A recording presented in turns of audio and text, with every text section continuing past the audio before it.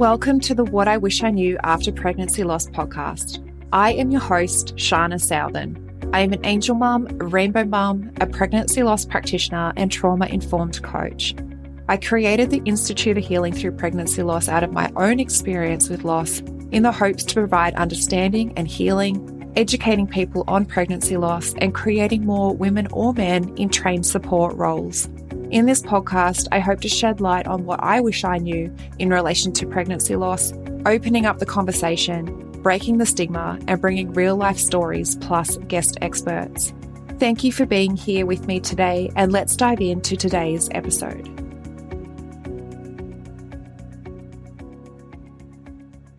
Welcome, beautiful souls, to the What I Wish I Knew After Pregnancy Loss podcast. Today, I have with me the beautiful Grace Peterson. Grace is an elementary reading specialist. She works with students who are greatly struggling with learning how to read and comprehend what they have read. Grace has a master's degree in literacy education and special education.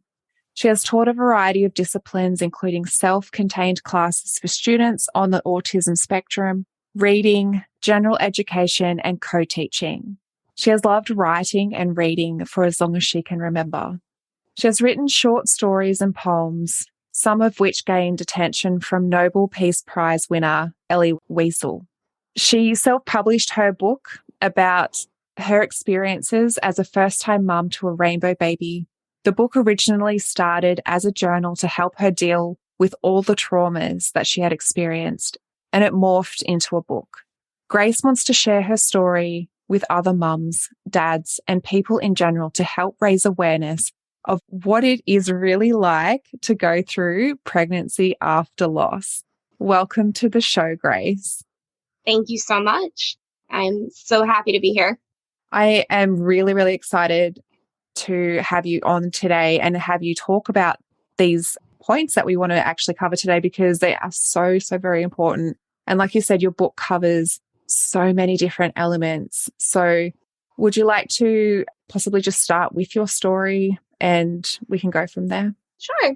As you mentioned, it started off as a journal project that a crisis worker had suggested I try to help me deal with the traumas that I had endured, both with my loss and having my son, my rainbow baby. And I decided to do that. And as you mentioned, it just became a book because I just kept going and going and going. One of the greatest messages and hopes with my book is to really educate the medical staff in all areas about what it is like to have a rainbow baby and to actually be pregnant with that rainbow baby. I ran into so many situations where they were just clueless. I mentioned in the introduction of my book an experience of dealing with a nurse, and I had gone for a routine obstetrician's appointment, and this nurse was just happily chatting away with me saying, "Oh my gosh, you must be so excited. Have you picked out names?" And then she asked me if I knew what I was having, and I said, "I'm having a rainbow baby." And she went, "Oh, that's so wonderful." And I realized she had no clue what she was saying, and I said very, politely, so "Do you know what a rainbow baby is?" And she went, "No, what is it?" Still very happy and excited. And I explained to her that it was a baby after loss. And that not only was it a baby after loss, I had very recently lost my daughter. And I was very, very scared.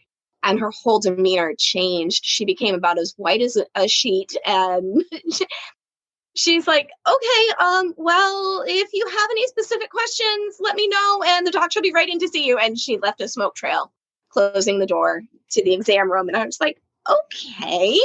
I felt a little bad, but at the same time, I was like, no, she needs to know. And everybody needs to know, because this is such an epidemic of an issue. And when you look at the statistics, 1 in 4 women will experience pregnancy loss in their childbearing years. 1 in 4. And then when you add in all the other components, chances of you knowing somebody that has gone through pregnancy loss, pregnancy after loss, infertility, any of those things, it's ridiculously high. And there's little to no conversation about it. And I really want to change that. I want to make this something that is easily understood, easily recognized, and just part of everyday life. Mm. When you said that about you want that to be, a known thing, like just before we jumped on, it's not that hard to have something on an intake form to be able to recognize what pregnancy this is. And like you said, you're consumed with fear, with pregnancy after loss, anxieties of how it's all going to play out. You could get through the whole pregnancy, but you're still not 100% certain it's going to end well. As much as all the medical professionals are like, oh no, it's fine, it's fine, it's fine. You're like, maybe it's not, because, it didn't go so well with me the first time. Yeah. And that, as you mentioned before we started, a 2-inch line on a medical intake form could have changed everything. It just in with the generic and basic information, height, weight, age, rainbow pregnancy, could have just changed everything. They would have known, okay, she's probably very scared. Let me approach her with caution, which makes me feel like I'm a caged animal at that point, proceed with caution. But in a way I was. In my brain, I was this rabid animal in this cage. I wanted to scream. I wanted to shout. I wanted to just get all of this fear and anxiety out there. I was scared every single moment of every single day throughout the entire pregnancy. I was afraid. Yeah. And that's why it needs to be known. I remember going into the hospital after I was told that I had a miscarriage. And when I told the hospital staff, because I had to be taken by ambulance, she just looked at me like with this blank stare and she didn't say anything. And I was like, am I invisible? Did you just hear what I said? Or did I say it with like conviction that it just has really shocked you that I'm going through a miscarriage? Like, it's like she froze and there was no expression, no nothing from her. And I was like, and I absolutely agree with you in terms of the medical staff. There has to be some level of education in terms of how they can support people. They don't need to know the ins and outs of, obviously, going deep into their women's emotions, just how to hold them in that space and show them that they are cared for and that they are safe and that they are understood. They don't need to go much deeper than that, but even just that on its own would be a huge thing for someone that is going through this to feel validated and seen by that medical staff that's treating them. I look at all the medical forms and you see things like high blood pressure, hypertension, diabetes, any of that. Rainbow pregnancy needs to be as widely recognized as any of those other medical concerns, because you look at somebody who has a history of high blood pressure, you know how to treat them. You know what questions to ask, you know what things to say. Person with diabetes, same thing. Person who's had pregnancy loss, crickets, radio silence, there's nothing. And I'm guessing that my next statement will resound with you. It made you feel more alone right then and there. Like you had just said something completely inappropriate by saying, I just had a miscarriage. And the reaction just makes it so much worse when they go, oh, it's like, did you not just, like you said, did you not just hear me? That just so needs to change. Yeah. Change. That's my big theme. I absolutely agree. And there's so many different stories that I've heard where the medical system has let them down with that lack of understanding, with that lack of support, with those statements and one-liners that they just do, because there's no, forethought in that. There's no, this could be taken the wrong way, especially when, I was in getting my DNC and she's like, oh, you'll be fertile after this. And I was like, really? Is that what you should be telling me right now? Yeah. So, yeah, there's absolutely that sense of understanding. I think that, like, I get that medical staff have a lot on their plate, but being able to really understand where a woman is at, going through loss, going through pregnancy after loss, And I know one of your things too is, how consumed with anxiety that pregnancy after loss is. So, that next level of understanding from the medical staff would make such a huge difference in the healing and recovery of the woman that is going through that, just to be noticed and acknowledged. Exactly. And it's just amazing how this has been an issue for hundreds of years. Pregnancy loss, infertility, pregnancy after loss. And you'd think after this much time, we'd have a little more understanding of it, and again, that's part of my whole 2-inch line theory that I guess they don't even have to be very well educated, but to be able to see that term rainbow pregnancy and realize, oh, sensitive. Mm. And it's just that simple of saying, how can I help you right now? Mm. And that was one of the things I mentioned in my book is I just wanted someone to say, how can I help you? Yeah. What do you need? I don't need this big pomp and circumstance of recognition. I just want someone to say, I'm sorry. How can I help you? Mm.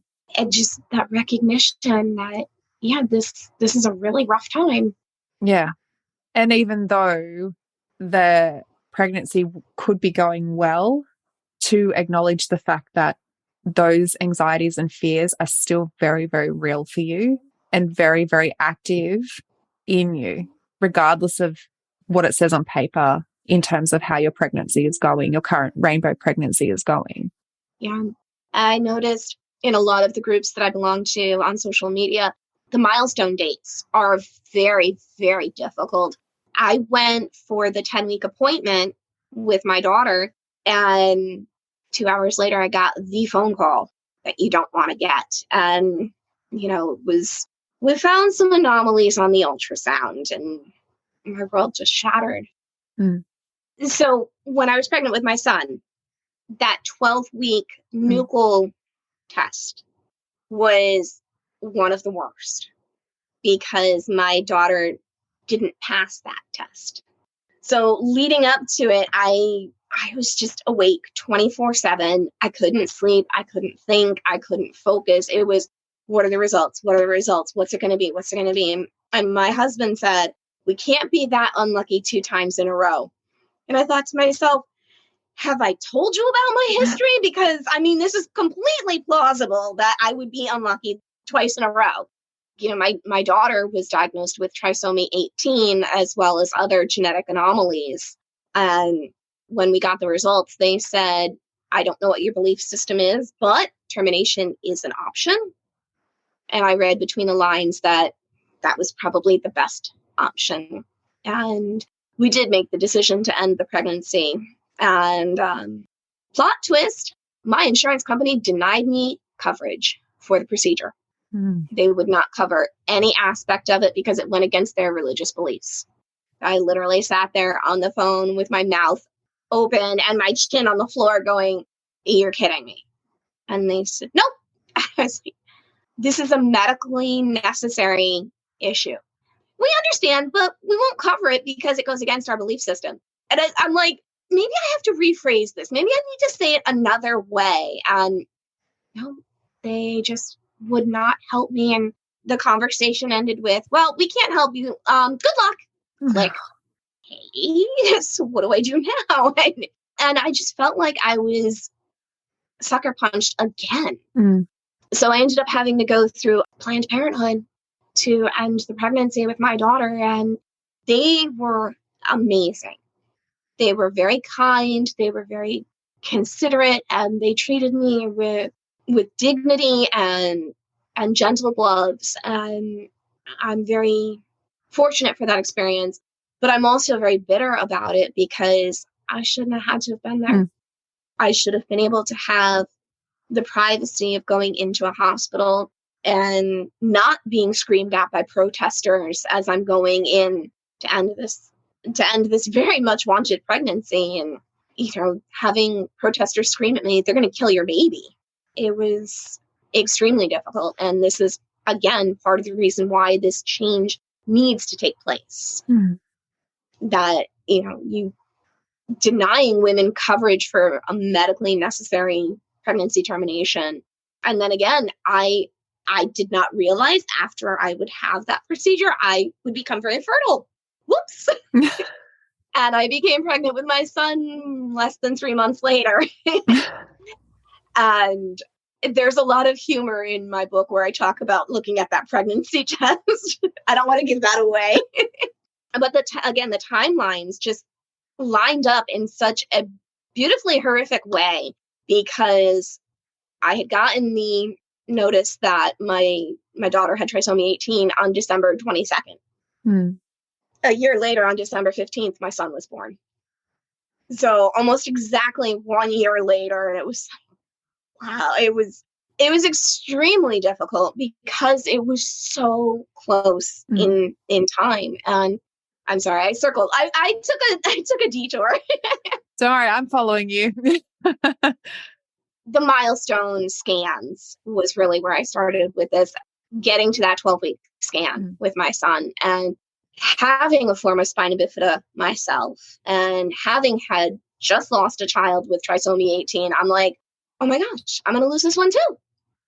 And I was basically shaking the entire time we were there. And doctor came in and said, everything's okay. And I was like, I can breathe, but I can't.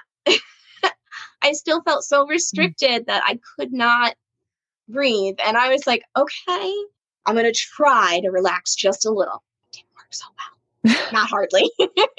Because then shortly after we told the families, I found out that I had the 20-week anatomy scan where they tested the spinal cord and neural tubes. And I was like, oh, God, oh, we celebrated too early. No. So again, it was the same thing leading up to that 20-week scan of, are we going to make it through? And I remember at a certain point going, okay, if anything bad is going to happen, the chances of survival are really high. And then I thought to myself, or are they? I mean, I shouldn't have gone through half the things I have, and I have. So it was just very hard to be comfortable in any way while being pregnant with my rainbow. I can absolutely agree with that. And I just want to say I am so sorry that you had to go through everything that you went through, even to the point of your insurance company not being there for you because of their own religious beliefs. Yeah. I'm like, regardless, putting all of that aside, this is a medically necessary procedure. Putting all religion aside, taking all of those filters out of it, this is what needs to be done for the health of you and your baby. Exactly. So it gives me goosebumps. It gave me goosebumps listening to you tell that, because I'm like, for you to go through that and then have to go through the trauma of having the protesters, like, you're like, this is like, I have to do this for me. I have to do this for my baby. And at every step of the way, you're getting hate and all of this added emotion and compounded like trauma into your experience. Yeah. And then to, like what you were saying with the timelines, to have everything so close then as well, it would have been bringing all of that back for you at every moment. And it would have been very difficult to be able to relax.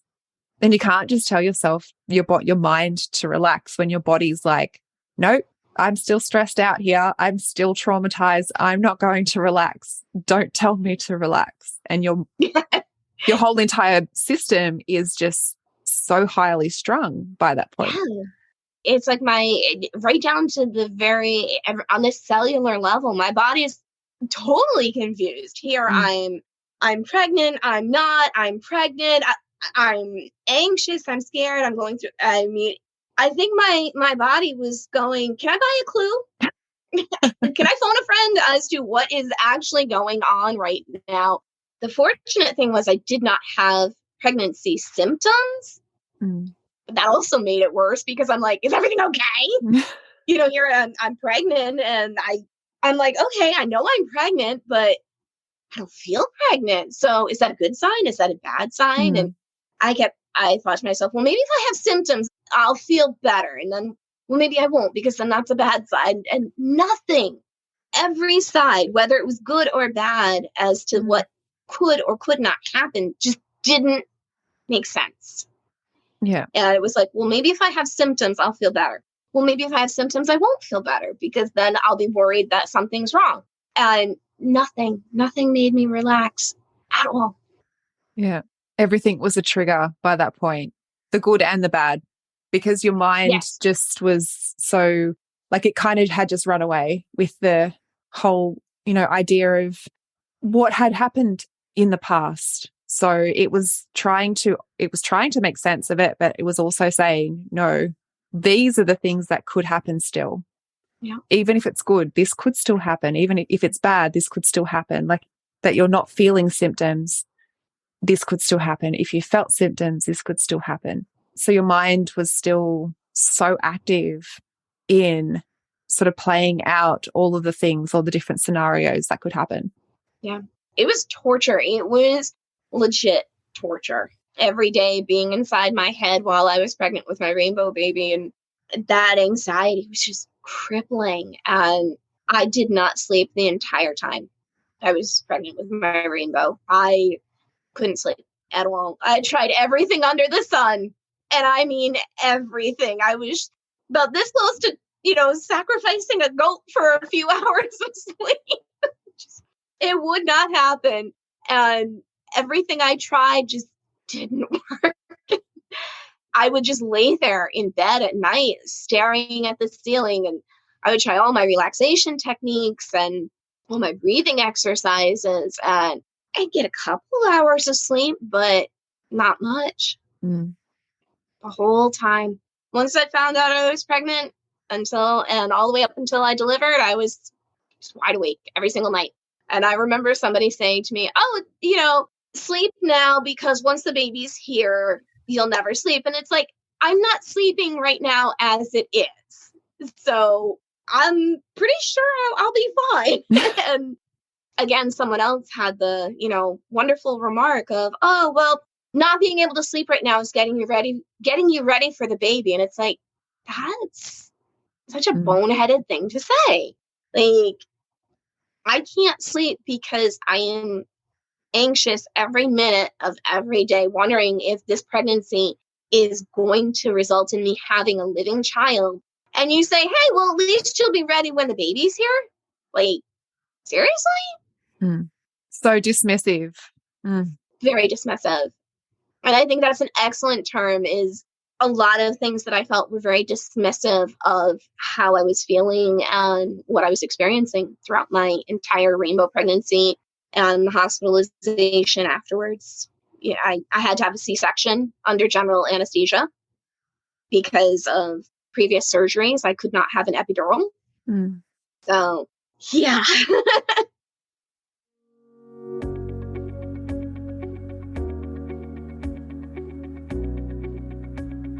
No more feeling like support isn't available to you. No more feeling alone and suffering in silence. No more years of therapy and walking away feeling like something is missing. You have the safe space to take off your mask, feel seen, validated, understood, and supported. Introducing the self-healing immersion after pregnancy loss, an empowering and transformative 6-week program designed to guide you, the angel mom or dad, on a journey from immense heartache and emotional overwhelm to finding clarity, peace, and calm in your heart, mind, and body.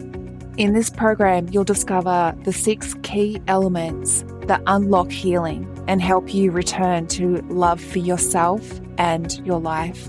Join us on the self-healing immersion journey and embark on a path of profound healing and self-discovery. Find clarity, peace, and the ability to navigate life's challenges with grace. Don't wait any longer to embrace the life you deserve. Join the self-healing immersion. To enroll into the program, visit our website at www.shanasouthern.com. Follow along on the podcast Instagram page at pregnancyloss_podcast to learn more or find the link in my bio to enroll. and subscribe to the What I Wish I Knew After Pregnancy Loss podcast on your favorite podcast platform. Start your journey towards clarity, peace, and returning to love today. I am ready to guide you.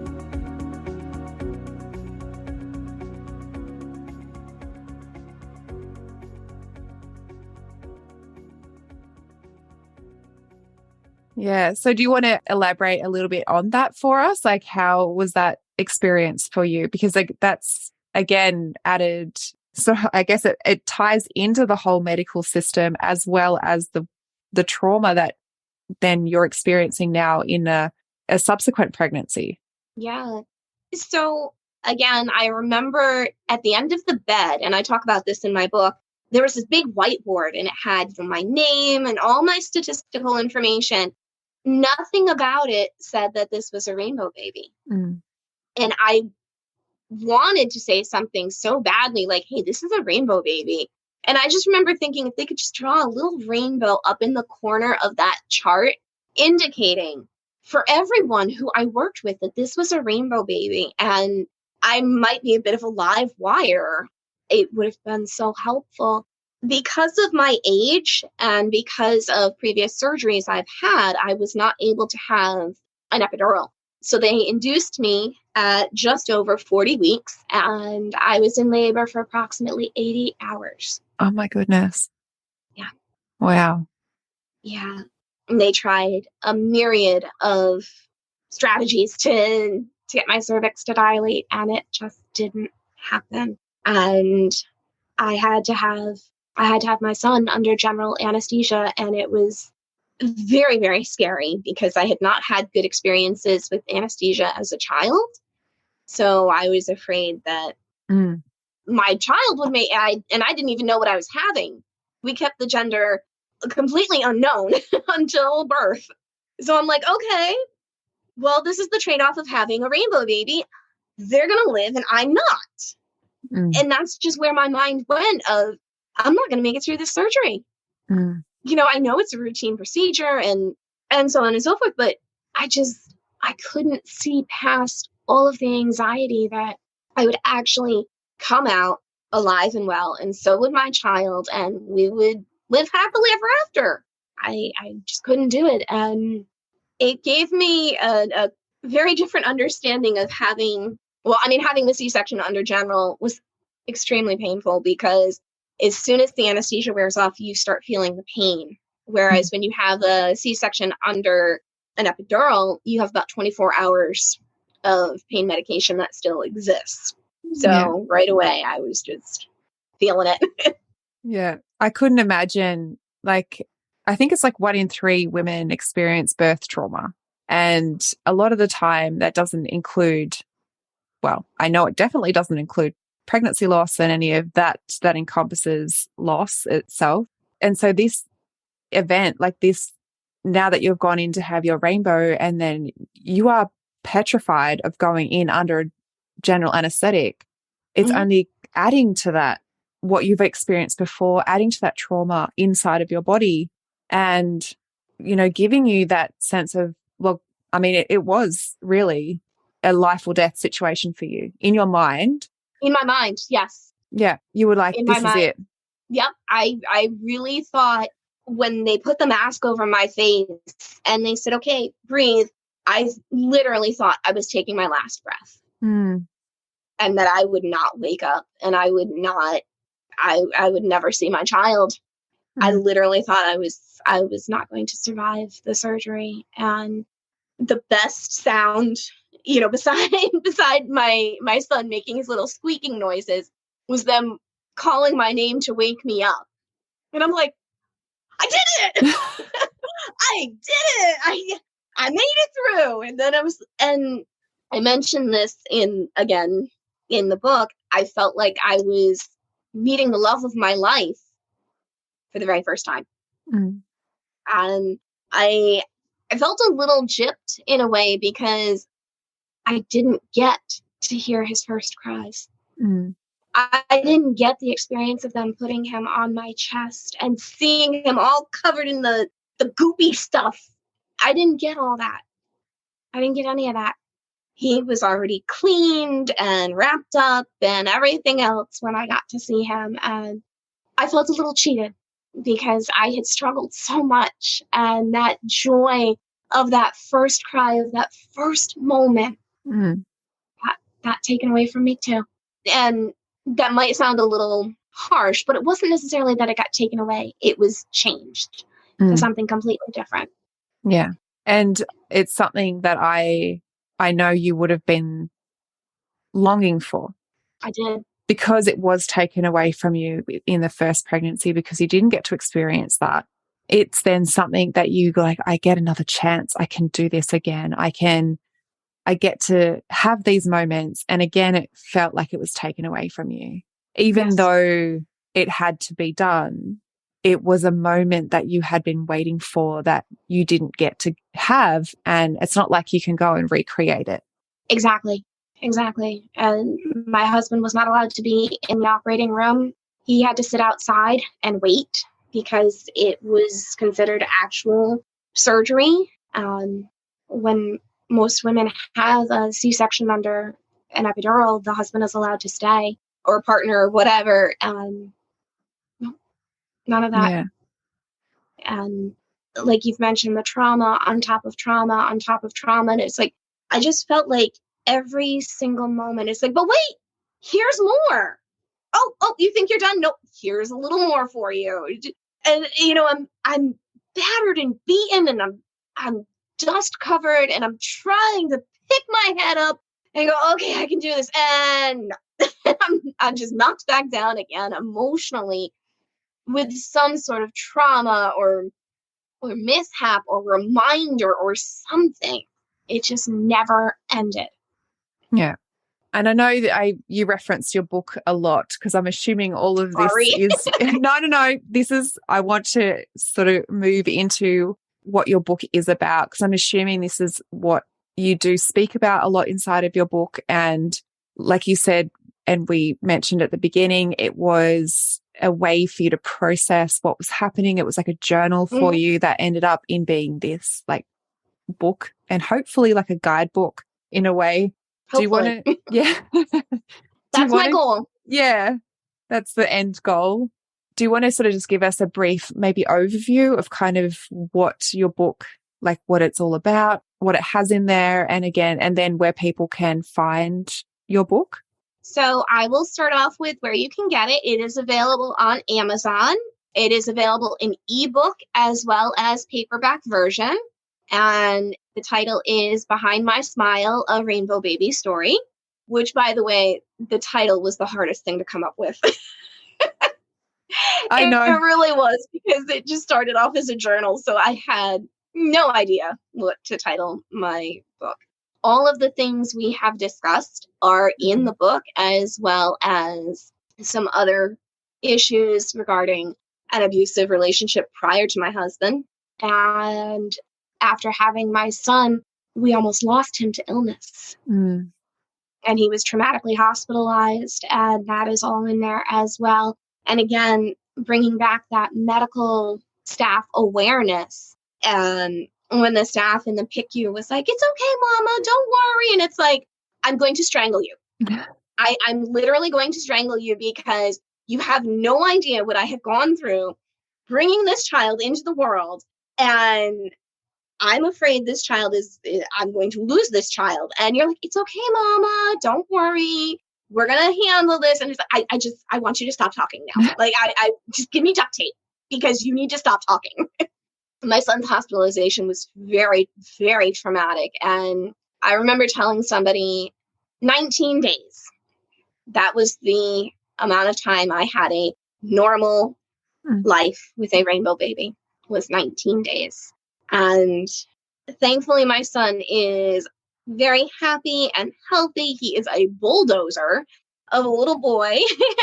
But we were very, very, very scared that we would lose him. He'd gotten very ill at 6 weeks old. It's so tiny. Very tiny. And again, that pregnancy after loss anxiety of like, okay, I brought him into the world. Yay! Okay, now I'm going to lose him. Oh, God. And that's all in there. And just from some reader reviews, keep your tissue handy when you read the book. It's very raw. It is very real. And it is very, very relatable on many topics.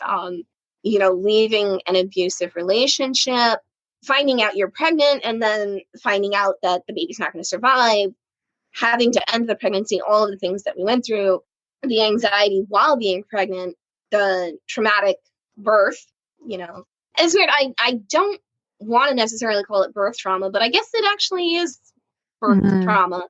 And then what it was like that first month of motherhood, and then my son's traumatic hospitalization and illness, and then it goes into a little bit more after that. And I talk a bit about that search for normalcy, just trying to get back to normal. And that was like the holy grail. I wanted to just be normal again after all of this experience. I just wanted to put it behind me, and I don't think that's ever going to happen.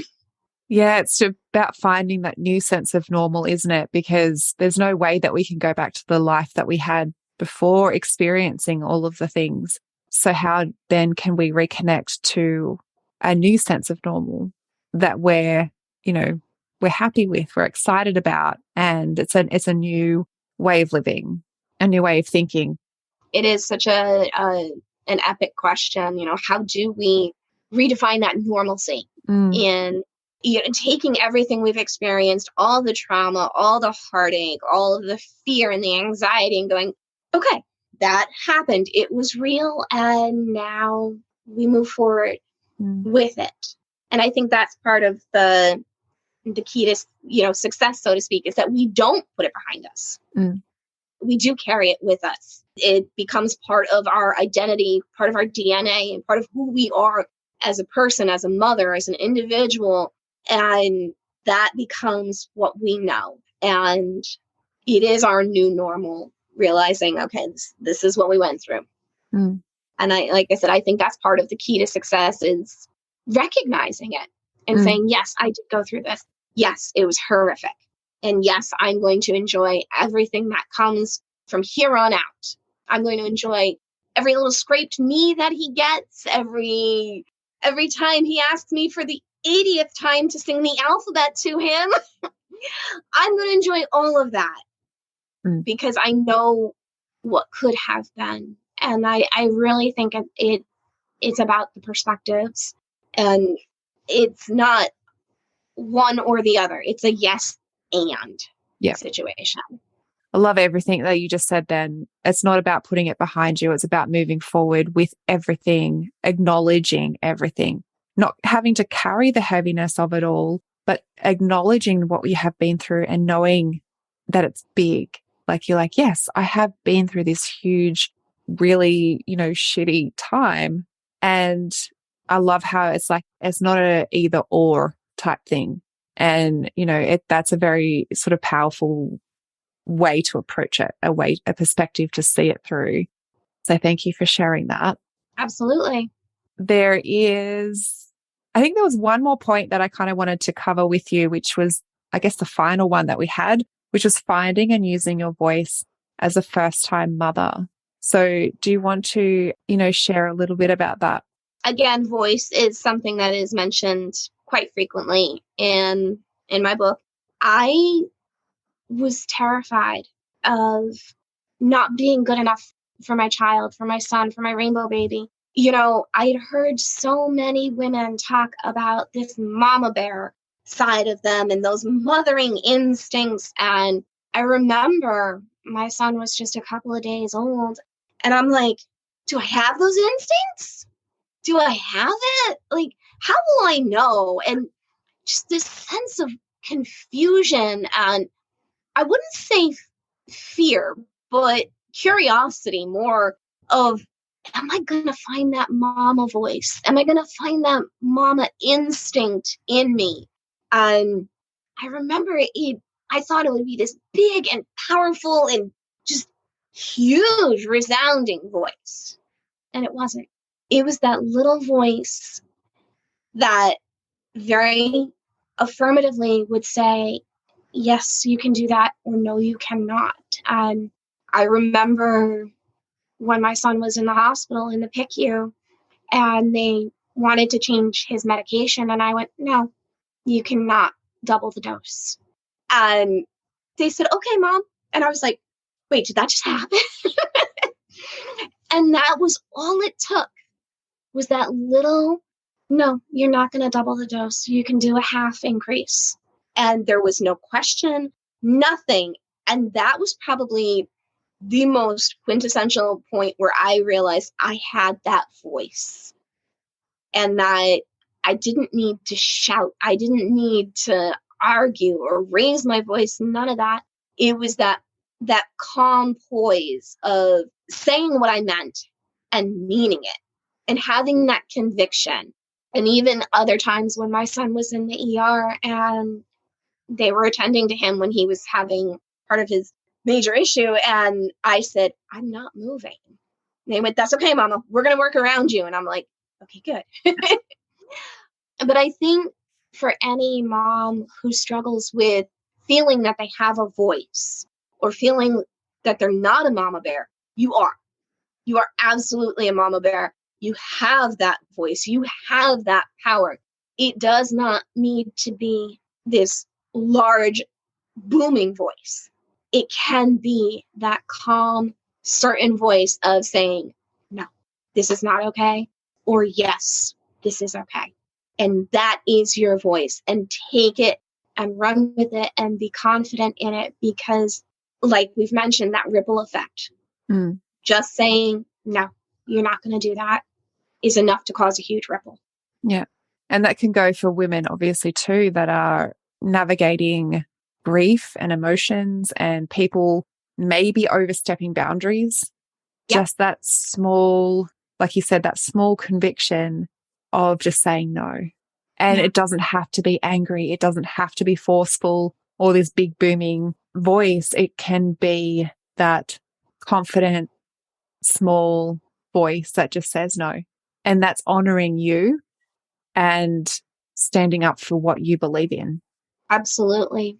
And it took me a while to realize that I was a mama bear. Yeah. That I had those mothering instincts and that my voice was being heard. And it was being, not only was it being heard, but it was being validated. Because when I said, no, you're not going to do that, they went, okay, Mom. And it was such a shock to me. And I was like, wow, they heard me. They acknowledged me. They validated me. I was like, I can do this. And I felt so confident in myself. And never did I have to curse or scream or any of that. It just, like you said, simple conviction of yes or no. And wherever you are, as a mom, as a wife, at any point in your life, your voice is huge. Even if it comes out in a small sound, your voice is there. And don't be afraid to use it. I think it's that saying to speak even if your voice shakes. So know what it is that you want to say and say it. And stand up for yourself, advocate for yourself, advocate for what you believe is right in that moment, what you believe you want, whether it's for yourself or for your, like in your case, it was for your child, but know that and speak that so it's not something that you'll ever, regret down the track. Exactly. And that, what you said, speak even though your voice may shake, reminds me of another saying that I see you carry your sword in a shaky hand, but I see the demons you fight, and you are stronger than you think. And that's another one that really hits home for me is, yeah, you may carry that sword in a shaky hand, but you're carrying it and you're doing it and you're doing an amazing job. So keep going. So what is it that you wish you knew now that, after going through your experience? What I wished I knew was obviously that I'm not alone, that I am surrounded by hundreds and thousands of women who understand, who have been through experiences just like mine and can sympathize and understand and really help and support me. And I wish I had known that the support groups on social media existed beforehand, because that was another part of it. Was I wasn't alone. And when I found these groups on social media, and I was, 80,000 members, and it's like, wow, I'm really not alone. I think that was probably the biggest thing for me, was just knowing that I wasn't alone.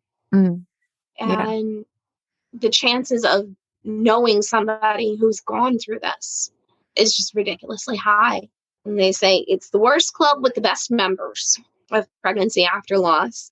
And I wish I had known more people that would speak up and use their voice. Yeah.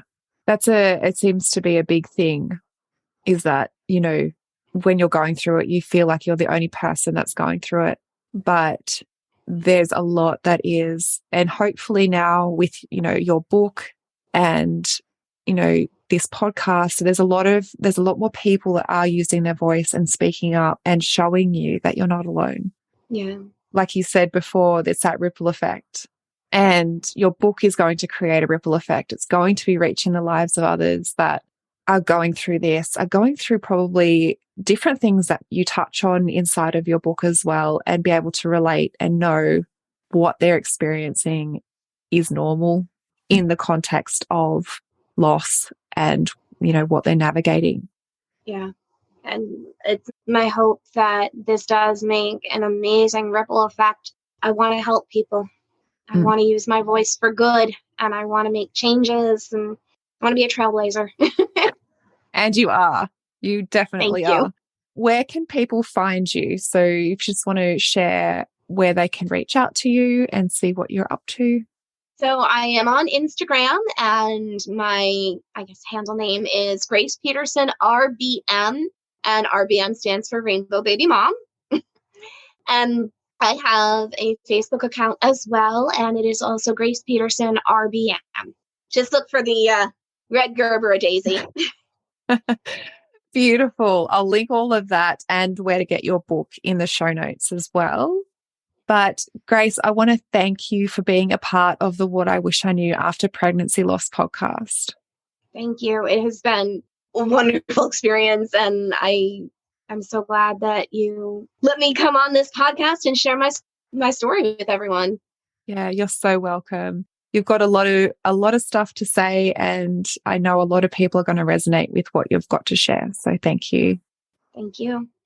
Thank you to all that have listened in. If this episode was valuable to you, I invite you to leave a review on Apple Podcasts, and I look forward to supporting you on the next episode.